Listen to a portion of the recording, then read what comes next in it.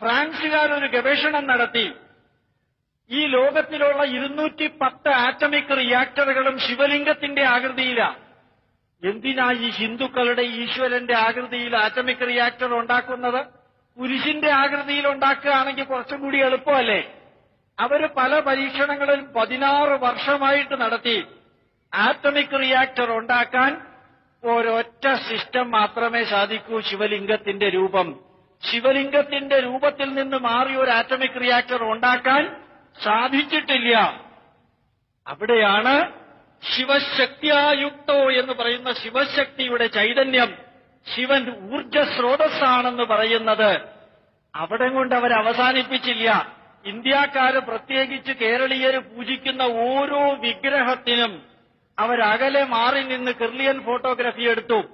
Kirlian ഫോട്ടോഗ്രാഫിയും scientific കാൽക്കുലേഷനും കൊണ്ട് മനസ്സിലാക്കാൻ സാധിച്ചത് ഏറ്റവും കൂടുതൽ ഇലക്ട്രോ മാഗ്നറ്റിക് എനർജി കൺസർവ് ചെയ്യാൻ സാധിക്കുന്ന വിഗ്രഹം സർപ്പരാജ്ഞി വിഗ്രഹമാണ്. കാടുകളുടെ ഉള്ളില്, വളരെ ഉള്ളിലായിട്ട് മഞ്ഞപ്പൊടി തൂവി ചുവന്ന ചെമ്പരത്തിപ്പൂവ് വെച്ച് കരിക്കിന്റെ വെള്ളവും കുരുത്തോലയും ഒഴിച്ച് മേടം 10-ാം തീയതി നമ്മൾ നടത്തുന്ന 10-ാമുദയത്തിന്റെ സർപ്പബലി നടത്തുന്നില്ലേ? 3 തലയുള്ള സർപ്പത്തിനെ അകത്ത് വെച്ചുകൊണ്ട് ഒരു രാജ്ഞി ഇരിക്കുന്നത്. സർപ്പരാജ്ഞി വിഗ്രഹത്തിന് 37 മടങ്ങ് 23 × 10⁻37 goes unit electro magnetic energy store ചെയ്യാൻ സാധിക്കും. മറ്റൊരർത്ഥത്തിൽ ഉജ്ജ്വല തേജസ്സിന്റെ ഉറവിടമാണ് സർപ്പരാജ്ഞി വിഗ്രഹമെന്ന് അത്യന്താധുനിക ഫിസിക്സ് വിവരിക്കുന്നു. അതിന്റെ തൊട്ട് താഴെ നിൽക്കുന്ന ചൈതന്യവത്തായ വിഗ്രഹമാണ് ഏറ്റുമാനൂരപ്പന്റെ വിഗ്രഹം. ശിവലിംഗം 23 × 10⁻36 goes unit electro magnetic energy store ചെയ്യാൻ സാധിക്കുമത്രേ. അതില് എങ്ങനെയാ ഭക്തിയുടെയും പൂജയുടെയും ആത്മീയതയുടെയും മാർഗത്തെ ഫിസിക്സിന്റെ എനർജി കണ്ടന്റ് കൊണ്ട് പറയാൻ സാധിക്കുക?